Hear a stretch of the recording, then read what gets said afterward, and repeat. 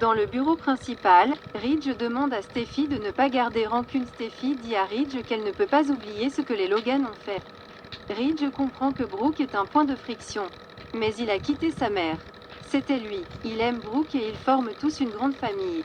Même sa grand-mère a finalement abandonné la querelle et il espère que Steffi se joindra à tout cela. Il va de l'avant avec Brooke et la file d'attente dans la chambre. Il lui dit que le blitz des réseaux sociaux cessera lorsque lui et Brooke seront à Monte Carlo. Steffi reste bouche bée. Quoi? Brooke vient à Monte Carlo? Ridge pense que la venue de Brooke aidera à relancer la ligne des chambres. Steffi proteste, mais, papa, je pensais que ça allait être juste nous deux. Steffi dit à Ridge qu'elle attendait avec impatience leur voyage à Monte Carlo et pensait que ce serait juste deux. Ridge vient d'ajouter Brooke parce qu'elle est de retour maintenant. Steffi souligne qu'ils ne sont pas une entreprise de lingerie. Ridge soutient qu'ils créent de la beauté. Monte Carlo est le bon endroit et Brooke est la bonne porte-parole, et j'espère que vous pourrez soutenir cela. Steffi soutient l'autonomisation des femmes, mais elle connaît Brooke.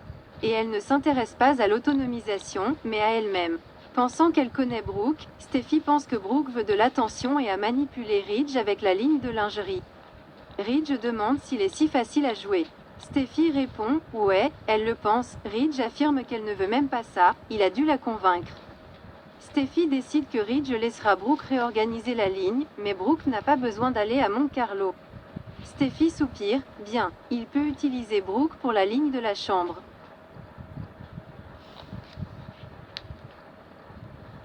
Mais ne la laisse pas venir à Monte Carlo. Ridge ne reculera pas.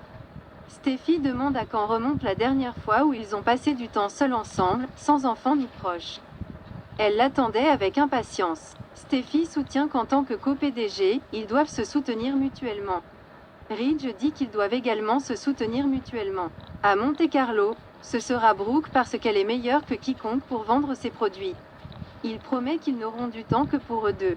La prenant dans ses bras, il dit qu'il l'aime. Steffi l'aime aussi et soupire. Dans le bureau de design de Forrester, Hope dit à Brooke qu'elle est vraiment heureuse pour elle. Brooke dit que tout est encore en train de s'enfoncer. Hope comprend son hésitation, mais la supplie de ne pas laisser l'une de ses raisons être Steffi. Brooke soupire qu'elle n'aimera pas entendre la nouvelle. Hope pense que si elle n'est pas ravie, c'est de sa faute. Il devrait faire la fête et ne pas s'inquiéter de la réaction de Steffi. Brooke taquine que Ridge apprécie juste qu'elle essaye de la lingerie pour lui. Hope reste bouche bée. Maman, Brooke plaisante et a hâte de monter à Monte Carlo. Hope demande, est-ce que Steffi n'y va pas aussi? Hope pense que Steffi veut poursuivre la querelle. Elle ne peut pas imaginer qu'elle se retirerait gracieusement pour la laisser, elle et Ridge, passer une escapade romantique à Monte Carlo, seuls. Brooke secoue la tête. Hope déteste qu'ils doivent s'inquiéter de la désapprobation constante de Steffi. Brooke dit que ce n'est pas entièrement de sa faute et fait référence à son histoire avec Taylor. Hope pense qu'il est temps que Steffi s'en remette. Ridge est un homme adulte et a choisi Brooke. Il l'a également choisi pour relancer l'une des lignes les plus réussies de Forrester. C'est le moment de Brooke et il est bien mérité. Si Steffi veut organiser une fête de pitié, qu'elle le fasse.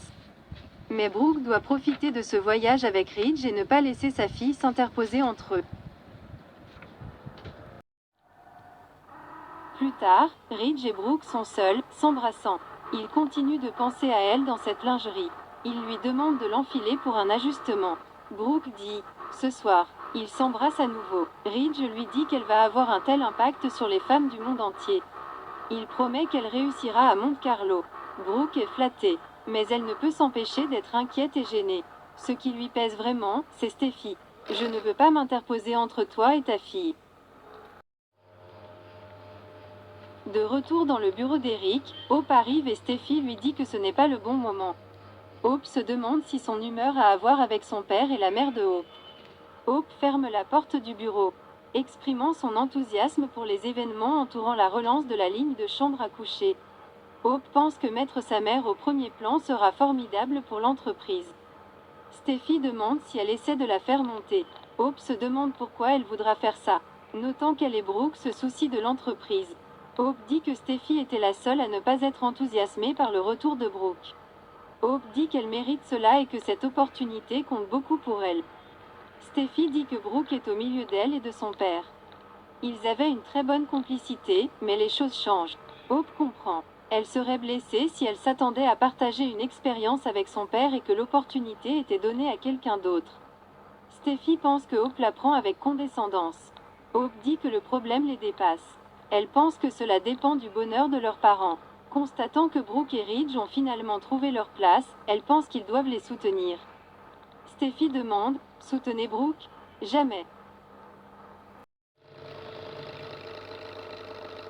Chez Bill, Luna conseille à Poppy de ne pas donner de pouvoir à Katie sur elle. Ils expliquent à quel point leur nouvelle vie est incroyable et à quel point ils aiment leur nouvelle vie. Poppy ne laissera personne tout gâcher. Bill entre et dit qu'il est d'accord. Personne ne va tout gâcher. Il dit à Poppy qu'elle n'a pas à lui cacher ses sentiments. Pas de secret. Poppy dit qu'elle ne voulait pas paraître incertaine ou inquiète. Bill lui assure que cette nouvelle vie est importante pour lui. Cela a changé son monde et avoir une fille a fait de lui un homme différent. Il ne s'y attendait pas, mais maintenant qu'il l'a, il ne veut plus le lâcher. Poppy dit à Bill qu'il n'est pas le seul.